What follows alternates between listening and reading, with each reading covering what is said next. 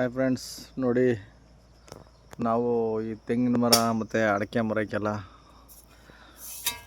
ಗೊಬ್ಬರ ಹಾಕ್ತಿದ್ದೀವಿ. ಇವತ್ತು ಯಾವುದೇ ಬೇರೆ ಕೆಲಸ ಇಲ್ಲ, ಇವತ್ತು ಯಾವುದೇ ಟ್ರಿಪ್ ಇಲ್ಲ, ಬಾಡಿಗೆ ಇಲ್ಲ, ಏನಿಲ್ಲ.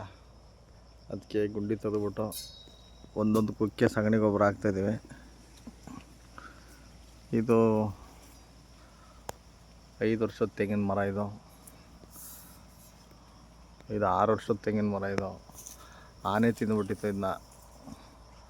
ಅಂತೂ ಪರವಾಗಿಲ್ಲ, ಹೆಂಗೋ ಸಾಯಲಿಲ್ಲ, ಬಂದುಬಿಟ್ಟೈತೆ. ಇದೆಲ್ಲ ಆನೆ ಕಿತ್ಕೊಂಡು ತಿಂದಿರೋದು. ಇದು ಚೆನ್ನಾಗಿ ಬಂದುಬಿಟ್ಟೈತೆ ಅಂತೂ.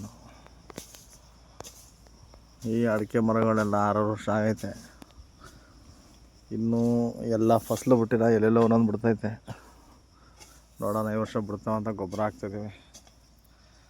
ನಾನು ಮತ್ತು ಇನ್ನೊಬ್ಬರು ನಮ್ಮ ಬ್ರದರ್ ಅವರೇ. ಇಲ್ಲಿ ದನಗಳಿಗೆ ಹುಲ್ಲು ಹಾಕಿದ್ದೀವಿ. ಇದನ್ನು ಕಟ್ ಮಾಡಿ ಹಾಕ್ತೀವಿ ದನಗಳಿಗೆ ಹುಲ್ಲು. ನೀರು ಬಡ್ಲು ತೊಗೊಂಬಂದಿದ್ದೀವಿ.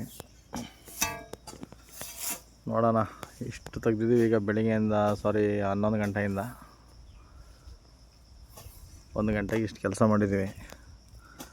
ನೋಡೋಣ, ಇನ್ನೊಂದು ಗಂಟೆ ಟೈಮ್ ಮಾಡಿಬಿಟ್ಟು ಊಟಕ್ಕೆ ಹೋಗೋ ಅಷ್ಟೊತ್ತಿಗೆ ಎಷ್ಟಾಯ್ತದೆ ನೋಡಿಬಿಟ್ಟು ಮತ್ತೆ ಪುನಃ ಗೊಬ್ಬರ ಹಾಕ್ತೀವಿ. ನಿಮ್ಮಲ್ಲಿ ಎಲ್ಲ ಯಾರು ತೋಟ ಇದ್ದರೆ ಯಾವ ಥರ ಮಾಡ್ತೀರಾ?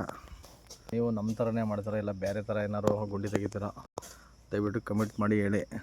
ನೋಡೋಣ, ನಿಮ್ಮ ಕೆಲಸ ಏನಾದ್ರು ಚೆನ್ನಾಗಿದ್ರೆ ನಾಳೆ ದಿನ ನೆಕ್ಸ್ಟು ಗೊಬ್ಬರ ಹಾಕ್ಬೇಕಾದ್ರೆ ನಿಮ್ಮ ಥರನೇ ಹಾಕಕ್ಕೆ ಟ್ರೈ ಮಾಡ್ತೀವಿ. ಓಕೆ ಫ್ರೆಂಡ್ಸ್, ಓಕೆ ಬಾಯ್.